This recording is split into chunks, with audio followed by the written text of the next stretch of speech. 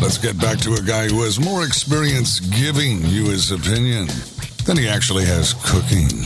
Once again, here's your host, Greg Rempe. That's right, third day of bonus content here on the Barbecue Central show. You're home, you're chilling out, hopefully, keeping proper social distance, and why not give you a little bit something extra to consume?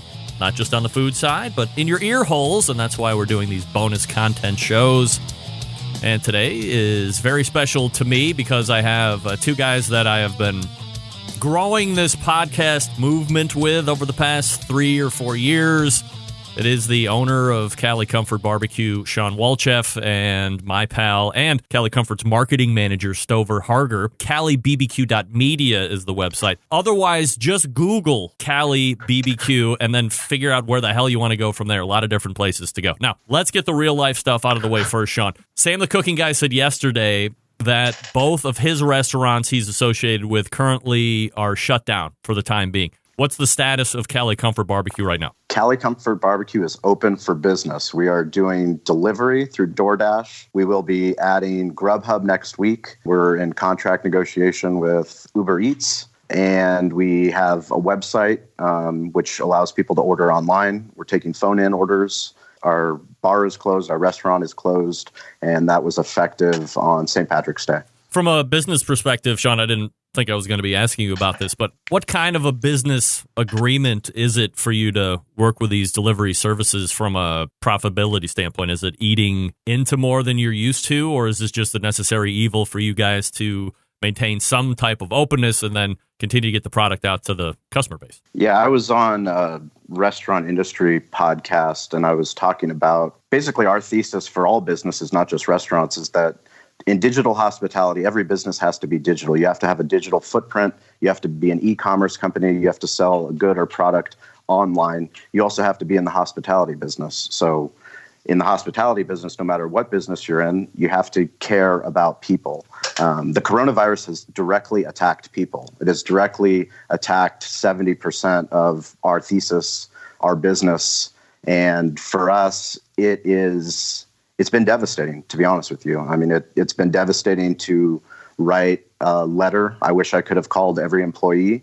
Unfortunately, I couldn't, but I sent out a letter to 55 of our employees, that my wife, myself, my attorney, my general manager, Stover, that we all took time to put our heart into. But how do you tell people basically what they already know? I mean, the governor came on and told restaurants that they're closed, but they still need to hear from leadership. They need to hear from the owner what's happening. And basically what we're telling them is, unfortunately, right now, we don't need servers and bartenders, and we're going to try like hell to keep open. We're going to try like hell to make this make sense. You know, you had Sam the Cooking Guy on, and you know, his 2 restaurants are incredible. Gray's, he just opened Gray's. Not Tacos, incredible. Could he do delivery? Yes, but they're also in a food hall. It's also a place where people come and they gather. And like I said, this virus is attacking the heart of hospitality. And that is the thing that as humans, that's what makes us us. You know, there's so many restaurant owners with different types of backgrounds, but we care about people. We want people close. We bring them into our home. That's what we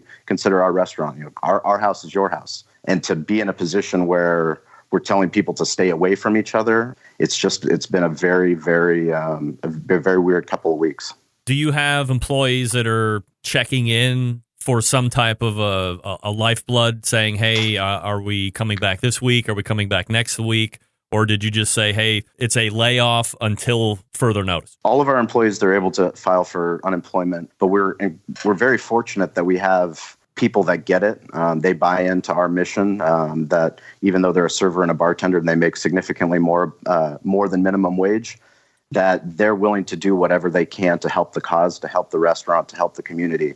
You know, we are providing an essential service to the community, and by doing that, we're really reducing the flow of people having to go to the grocery stores. I mean, you've seen the social media on Costco, on Ralph's, you name it, wherever you live, you've seen people going to the store, and that's not social distancing. You know, if there's restaurants that are able to stay open, and the sad thing is most restaurants aren't set up like we are. They don't have a strong social presence.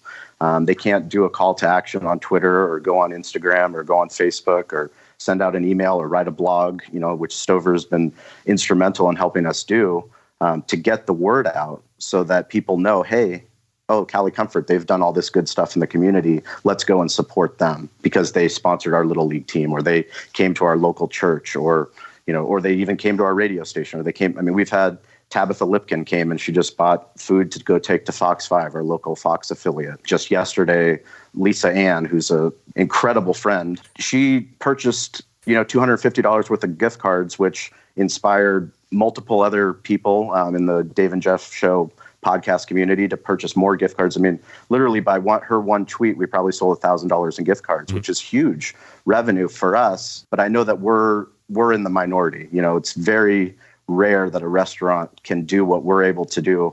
Essentially, we're running a new restaurant. If I look at the sales, our sales were down 50% from last year, but they were up 1,000 from the day before. So you can look at it either way. You can either say this is the worst thing, or this is an opportunity to stay, to fight, provide a service to the community, to provide jobs. But we have to do that in a safe manner. So let me ask a two-part follow-up question. First part's going to go to Stover here. Do you think, given the climate that we're in now and everything that traditional restaurants are experiencing, that this is going to be a situation that will force these businesses that aren't taking what Shawn is already talking about, digital footprint, digital media, all this other stuff, e-commerce, that this will force them to become a better portion of the restaurant industry? Yeah, and I think it's going to take a lot of us working together and continuing to work together in the hospitality industry, but just in business in general.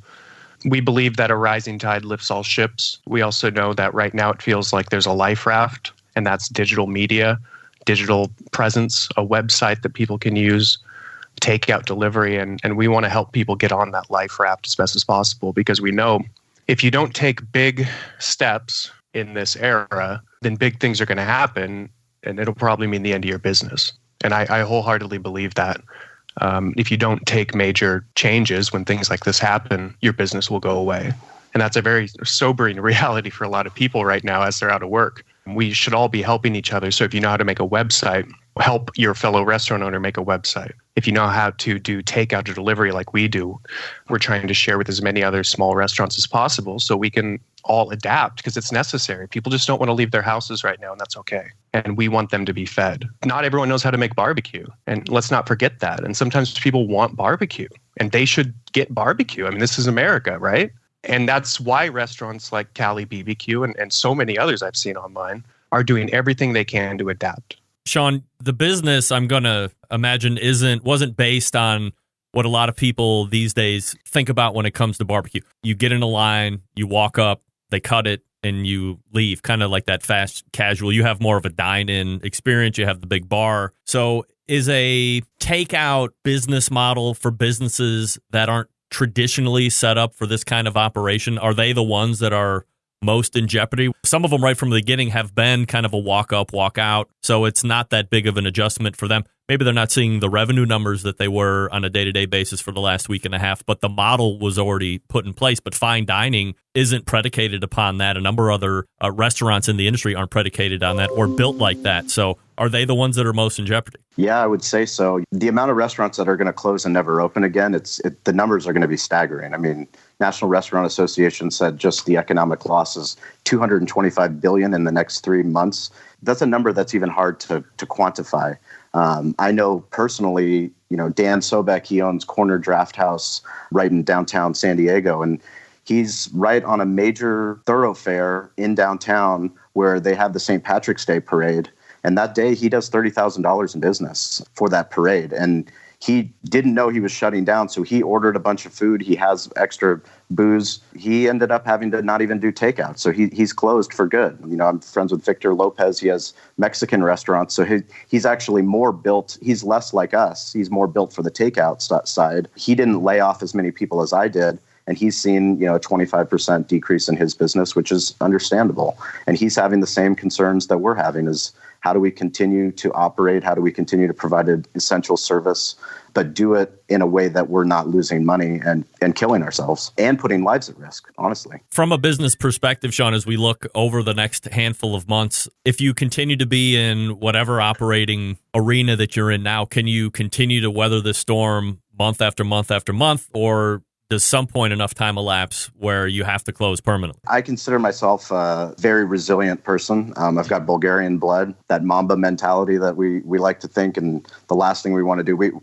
I heard Amy Mills, actually, she did a Facebook post, an Instagram post, talking about her and Mike Mills and 17th Street Barbecue. And their plan is to always be the first one at the competition and the last one standing, the last one serving. And those are the people that I've always tended to migrate to. Those are the people that have my lifeblood. They have my DNA. And our plan is to stay in business no matter what. I think that we have enough community support, having operated for 11 years, having been able to do incredible things in the community, give back whenever we can give back. People are still supporting us. I mean, the amount of engagement that we're getting on Twitter, on Instagram, of people coming and picking up food, they're offering to come and do free deliveries. We have people that are driving food to other people that can't pay for food, and they're paying for it out of their own pockets just because they want to do good. And the coronavirus might attack the hospitality side of our thesis, but you can't attack humanity. People are human and they want to do good. And this coronavirus isn't going to get rid of us, but it's certainly going to make the restaurant industry, the hospitality industry, retail in general, look different. Nick Solaris had mentioned a couple days ago that perhaps folks don't realize how the majority of restaurants are operating. And you can speak to this, obviously, because you're headlong into it being an owner. You're in business for 11 years, but it's not like you also have $12 million or $50 million in a savings account somewhere because you've been able to make it that long and you have all these great profit margins, blah, blah, blah. It is, from Nick's account, tenuous strings on tender hooks. Is that more or less how you see the majority of restaurants operating? Yeah, so we work with a company called Restaurant Solutions, Inc., and we also work with restaurantowner.com, and they're a profitable independent restaurant typically makes 4 to 6 pennies on the dollar. And that's if they're running it like an Applebee's, like a corporate model. And that's if they have systems in place. They've been around long enough to understand that. And depending on the age of the building, what their lease is, what their rent is, so many restaurants, it's a week-to-week business. And even before the coronavirus, sales have been down for us as well as the industry, because there's just a lot of competing factors. There's the digital side. There's, you asked about Uber Eats, you asked about, DoorDash. Those companies, they take 20 to 30%, and that's not profitable for restaurants. So why do we do it? We do it because we know customers are there. We know that it's a delivery option. Obviously, we would much rather have people order it through our website because we don't pay anybody for that. But then we put people at risk having to come and pick it up. Then we're putting an Uber driver at risk for having to come and get it. So, there's a lot of things at play. But as long as we look at it day by day, how do we be better today from yesterday? And given we have an incredible team here, Eric, my general manager, Ian, Victor, Lisa, Steven, they're making changes every day to our procedures to make sure that people stay away from each other. It's such a hard thing to do because we're a business that tells people to come and sit at the bar, sit next to each other. You're a Broncos fan, sit next to the Chargers fan. Now we're telling you, well, how about you stay 6 feet away? How about let's all stay safe and you stay 6 feet away? So it's a challenge, but if we stay in the short term and we do the best job we can today, everything should hopefully work out, as long as people that are getting paid much more than I am to hopefully find a cure, find a vaccine. I can't tell you how much my wife and I talk about the firefighters, the healthcare professionals, the people that are putting their lives at risk, fighting this thing. When you read about Italy, you read about China, it's bad. And the stuff that we're doing now is unprecedented, but it's unprecedented for a reason. And people need to take that serious. It's not social distance. We actually need to keep physical distance. And that's the message that people need to get out there. And, as much as I want to keep the restaurant open, I want to do that with physical distance, but I also want to be able to serve those firefighters. We're working, hopefully this week, we're going to start serving our local San Miguel firefighters lunch and dinner, because their chief doesn't want them going out into the grocery stores. They want them fed from a place that they know that we're taking all the standards needed to make sure that our team is safe, so that our first responders are there. They're able to do their job, protect us. Shawn, let me back up just for a second as we talk about these food delivery apps, and this will be a question for both of you because maybe you have competing opinions on this. Stover, let me start with you first. Since Cali Comfort goes to this model now and you're making agreements with DoorDash and Uber Eats and so forth, once we finally become resolved of this coronavirus, is that something that a customer will now expect to have available to them going forward? What I believe is that however a customer wants to get food, we will do everything we can to give them that food safely and promptly.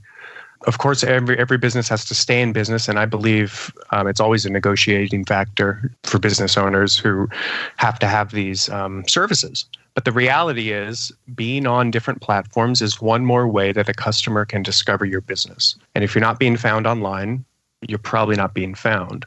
And if they have one of their favorite apps that they search every day for your restaurant, and you're not on there, then there's probably a percentage of customers that haven't heard of you yet.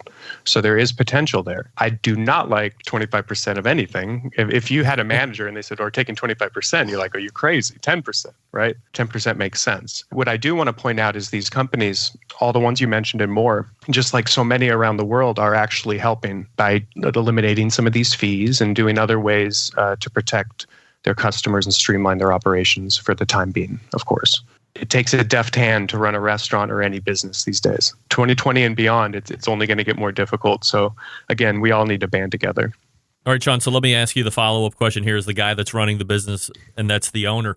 Maybe it's nice to get a little bit of a reprieve from dealing with some of these food delivery places or food delivery apps where the fee isn't as much as it would normally be, but at some point that will correct itself, as Stover just alluded to.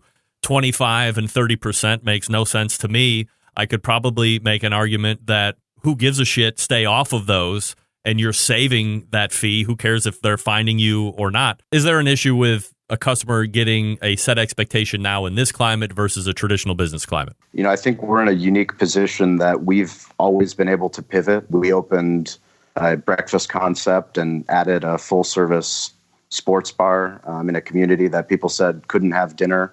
We had a menu that was all over the place. We became a craft barbecue restaurant. We became a media company. Our ability to pivot is just taking a look and taking a listen to our guests.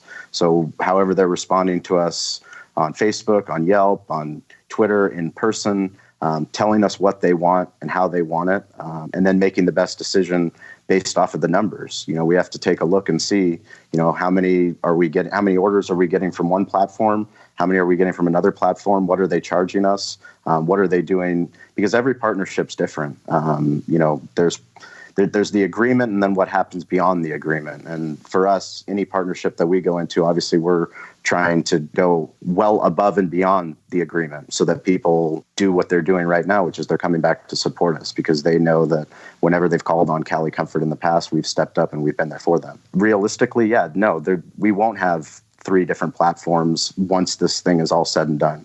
We're going to want to have probably one platform, if not our own platform. But if we pretend that we can get food to all these distribution points, we're kidding ourselves. If we pretend like we can get to all these customers that are on those platforms, we're kidding ourselves. Right now, it's an ability to add those platforms, put in the systems, put in the procedures that we need to get great food out to all those people and hopefully get new customers that actually want to come into the restaurant when this thing is over. They fall in love with the barbecue and maybe they order a catering for their wedding. We become part of their family. That's the plan. That's the ultimate plan. Do I like the 25%? No, absolutely not. Let's look at what restaurant landscape might look like as we get on the other side of this coronavirus. Stover, we'll start with you. Nick Solara said 2 days ago that he wouldn't be surprised to see 60% of restaurants that we know, whether they be small, medium, large, be completely wiped out as this thing ends. Your thought on that? The number I heard this morning, which was a terrifying thought and potential reality, is 75% of small businesses will not survive this. They don't have enough revenue to keep going after this tragedy.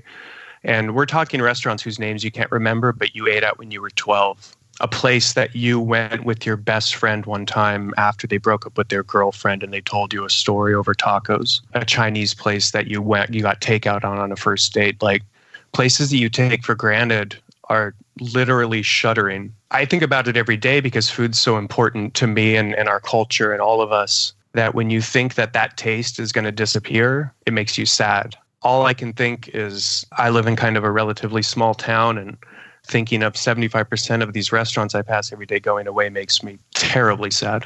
Shawn, are you in agreement with a 60% or more elimination of restaurants once we're all done? I would be surprised if it's not closer to 80% is the sad reality. But, to Stover's point, I just moved to a new community in San Diego called East Lake. And, they have a lot of corporate restaurants, but they also have a lot of mom and pop restaurants. And, I joined one of the neighborhood Facebook groups, and there was a girl, she said, my mom and my dad, they have a Vietnamese restaurant. Many of you have been there. They don't have a presence on social media. If you could please go out and give them your support. They are open. They are taking the safety measures. But, that's one example of somebody that has a daughter that understands digital, that knows where people are actually saying, where can we go and support these local restaurants? They have a chance. But what that chance is not as good as our chance, because it's not just one post. It's multiple posts. It's Twitter. It's Facebook. It's Yelp. It's your website. It's asking for gift cards. The best thing that we did, which was always the worst thing that we did, was open in Spring Valley in 2008 at the height of the economic crash. Because we did that, we learned that no one was going to come through our doors because there was a Charger game in town. No one was going to come to our doors because the Rolling Stones was in town. No one gives a shit about our part of the community. So we had to fight like hell to tell people we're here. We're going to do an incredible job when you get here, and we serve incredible barbecue. So come on out. Thankfully, that has put us in the position where we are now, where we feel as confident that we do, that we're not going to be part of that statistic. I had spoke with Sam Zion yesterday, and you're obviously fairly close proximity to him, so I need to rehash exactly what you guys are under as far as restrictions. California is certainly a leader in restricting to just the essential services at this point. Ohio actually mandated the same thing about an hour or two ago. So we're all kind of in lockstep at this point. Let's talk about how the virus is affecting you personally. What are you doing to make sure that you and your family and your besties are not there being part of the problem instead of part of the solution? That's a great question. I've started to do every single day. I wake up and I do a sunrise gratitude run. Today was day 70. Are you really running? Which is, I'm running, hiking, walking. So it depends on the day, but every day it's at least a minimum of an hour of me being outside for doing physical activity with the sunrise. I've been fortunate to have people join me on the walk because of social. They've started to come out. I mean, I've had up to 4 people join me, which is just crazy to think that at 6 a.m. you can get people from driving a half an hour to come and meet you to do, because they can do it from their house. Yeah. But, I've talked to my wife about it, and she doesn't really feel comfortable encouraging people to come. And even though we maintain 6 feet of distance, and that's something that's personal to me. That happened way before this coronavirus. Dave Palais, who has the Dave and Jeff podcast, who we talked about with Lisa Ann, that's why she supports the restaurant. He's been on those walks, and it's been a huge benefit to him personally, and it's been a huge benefit to me because I get to spend time with him. But is that the right thing to be doing? No, it's probably not. I went with my wife and my daughter and my son. My daughter's going to be 1 this summer. My son's going to be 3. We took a walk in the neighborhood and kept our distance from anybody else that was out there. Obviously, there's more people walking now than have ever walked ever. I think, yeah. Which is pretty funny because you tell someone they can't do something, and then next thing you know, everyone's out doing it. We were out walking, and there was another boy, a young couple, and they saw my son, and they wanted to play. Like, my son wants to know, where's the playground, Dad? Right. You can't explain the coronavirus to adults. How are you supposed to explain it to a 3-year-old? What do you mean I can't go to the playground? And that sucks. It sucks to tell him he can't play with the little boy. It sucks to tell him, you're going to have to play with your sister. But, there's a lot worse positions that we can be in. All we can do is one day at a time and be grateful for the things that we do have. Stover, what are you guys doing there in the Pacific Northwest? Oh, we're hunkering down. It's our specialty. When we hear something's coming, I haven't seen the sun since I moved from Austin to Portland. One thing that I think that has been great for our family is we've done a lot better with food waste and conserving our food, because it's not that I think we're going to run out of food. I always feel privileged and fortunate with how my life has gone. I feel like we can get food. A lot of people can't. And I want to make sure those people can get more food so we don't have to buy it. So I want to implore all the barbecue people and everyone listening to remember food waste is really important, because just remember those calories. Don't go to the store unless you need to and all that type of stuff. But Cooking has been a great joy of mine throughout my life. I lost track of it. We've been building a podcast and a media presence so much that I forget sometimes to cook.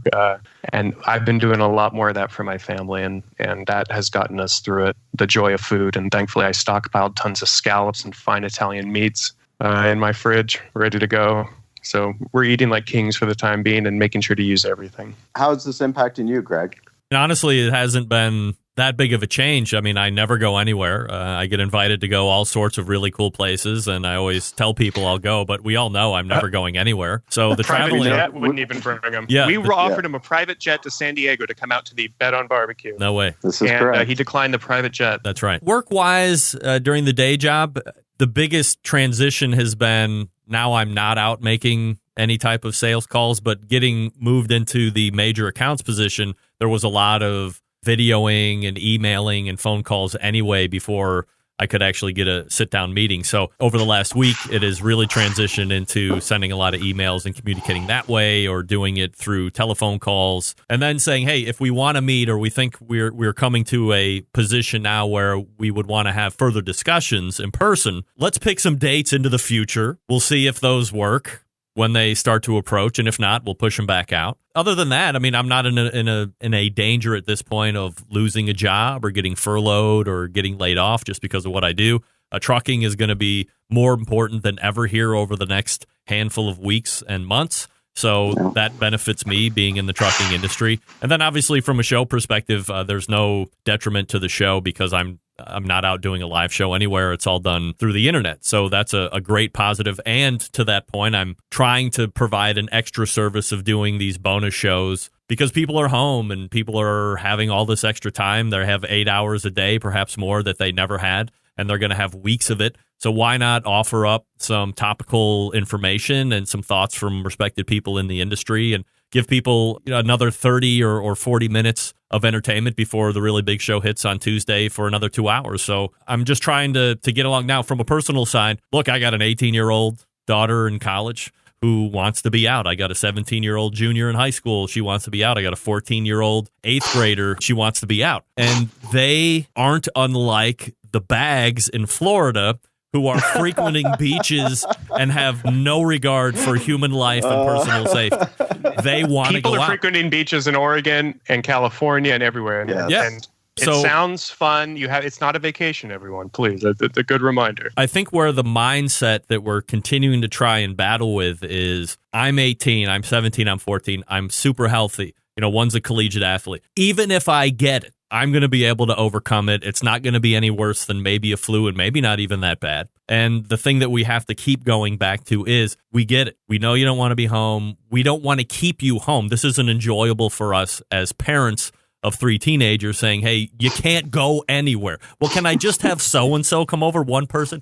No, you can't have one person come over to this house, and you can't leave because I don't know who those other people have been around. So you're dealing with that. And then you're also trying to continue the battle of, well, what happens if you go out and certainly you're in a position where you can recover? Okay. But what if you get in contact with somebody who is compromised or they are elderly and they're not able to put up the same fight that your body is? That's not fair to them to put them in that kind of a situation. So that's more of the day-to-day thing that we're talking about. And as they watch the news and they hear our governor talk and the head doctor of the state of Ohio talk, they're coming around, and there's not as many battles as there were a week ago, I can tell you that. And that kind of transitions us into the other side of that question was... Wait. Yeah. Greg, should we expect any TikTok videos with you and your daughter the same way Mark Cuban does? Oh, or Gordon Ramsay? I think the Centralites would love some TikTok of Greg and his daughters. Oh, I'm a Centralite, and I want this now. Yeah, you guys could do that right now. That's the power of this. We might be doing the Renegade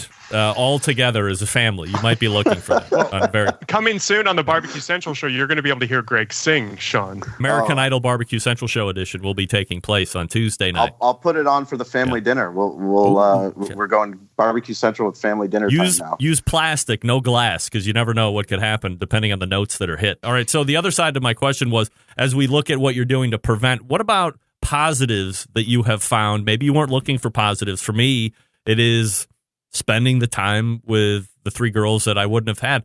Traditionally, Bobby would have been at college outside of the hip surgery that she had. So she was going to be home anyway, luckily, I guess. But she's home. And then I have the other two. And there's a lot more family time, forced family time. But now it's enjoyed to a point where we're looking, or Becky and I are talking to each other at night going, man, these are times now that we're really relishing, and we like the fact that we're having conversations. And being a travel sport parent, I'm in a unique spot, or my wife and I are in a unique spot where for 5 months out of a year, we do have extended periods of time with whatever athletes in season, 4-hour car rides, 5-hour car rides, 6-hour car rides. So there's been years, with Bobby, it was a 4 or 5 year run where we could have conversations that nobody else was having with their kids. And sport was allowing us to do that. That was a great benefit. So we were starting to do that with our youngest one. And now we're able to all be home and have these conversations that, perhaps we weren't, because in real life, I'm working 8 hours and 9 hours a day. And also there's going to be a 2 or 3 hour volleyball practice 3 days a week. And then we're going to be leaving on the weekend for volleyball.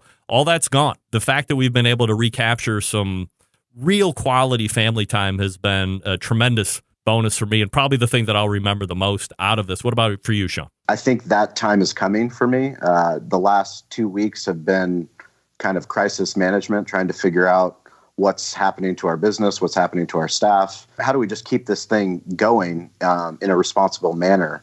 To your point, yeah, my son, he just started daycare about, I'd say, 6 months ago, and he was thriving. He was, the school was doing such a good job, and he loved going to school. He loved interacting with the kids, and, he misses that. But now I know that my wife and I, we're going to have time to spend with him and my daughter, teaching them things that, typically I would never be able to do because of my work. I'm going to plan my schedule somewhat to work from home. I know right off the bat, the Digital Hospitality Podcast, every single interview we've done is in person, especially now with our video team, Aaron and Brandon, they do such a phenomenal job adding video content and behind the scenes content of the interviews that we're doing. But because of the situation we're in, I just don't think it's responsible going out and doing that. So, I've got great breaking news is that we are going to be interviewing the greatest barbecue journalist on the face of the planet, someone that should be in the Barbecue Hall of Fame. Greg Rempe will be a guest on Digital Hospitality,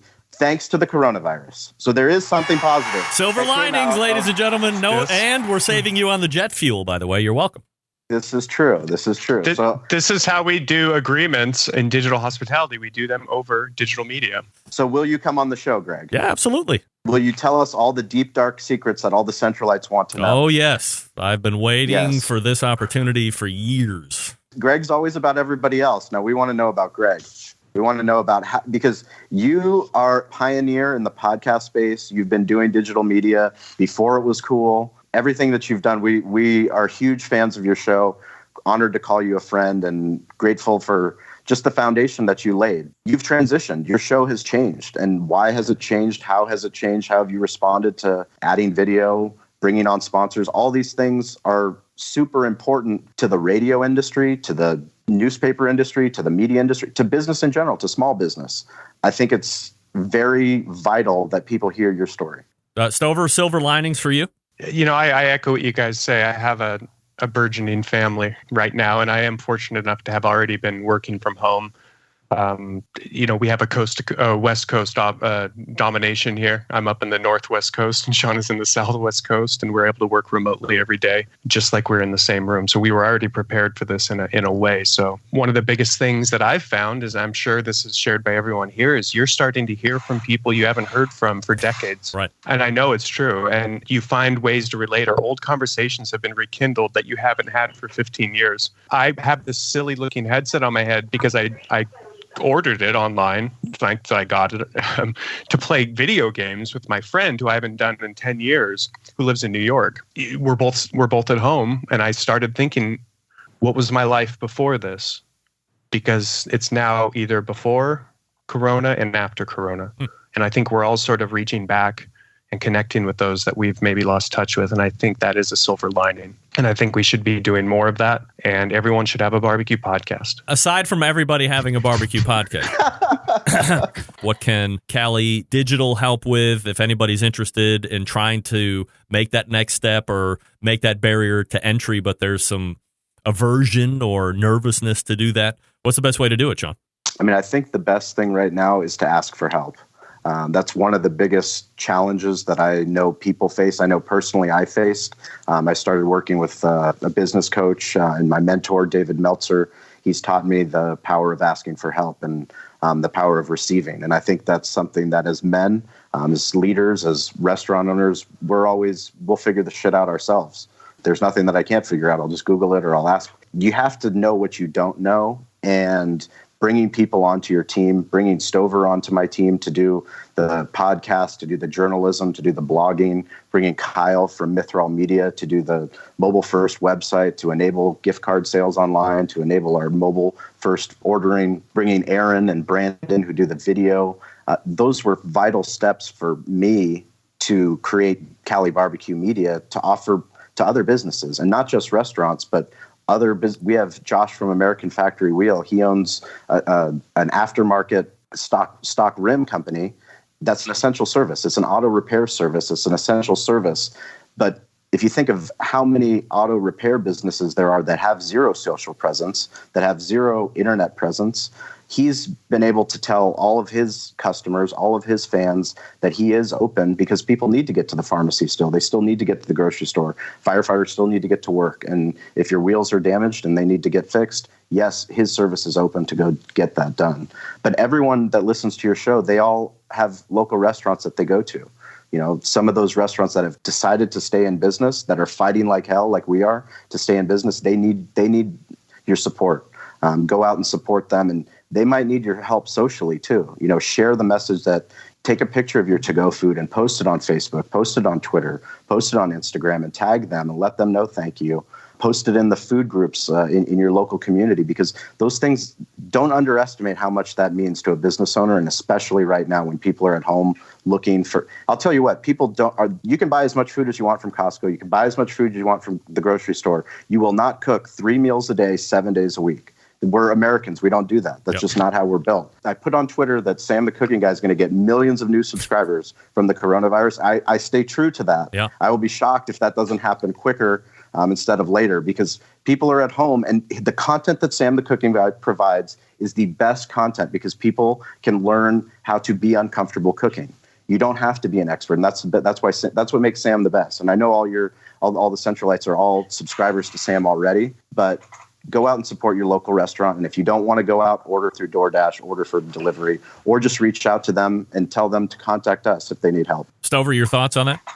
Everyone should just ask for help when they need it. And it all starts with a conversation. So we want people out there, if they have any questions or anything, just to go on our website and find one of the many forms we have available to just sign up for the newsletter, reach out to us, email us, subscribe to the podcast, message us on social media, slide into our DMs. Please, every day. Weird. We just want to have a conversation and talk to you, because that's what social media is all about. Digital hospitality, which is the name of our podcast, is a very real thing that we believe in wholeheartedly. Every business in 2020 and beyond has to be in the digital business, and every business in 2020 and beyond has to be in the hospitality business. There's no question. And so if you have a question on that, please reach out. You can email podcast@calibq.media if you have a question. He is Stover Harger, the marketing guy for Cali Comfort. And it's Stover BBQ, the barbecue hunk. The barbecue hunk, right. And owner of Cali Comfort Barbecue, Shawn Walchef, joining me here. Guys, really appreciate the time this afternoon. Thanks so much for doing it. We're grateful for you, Greg. Stay safe. Greg. See the TikTok video.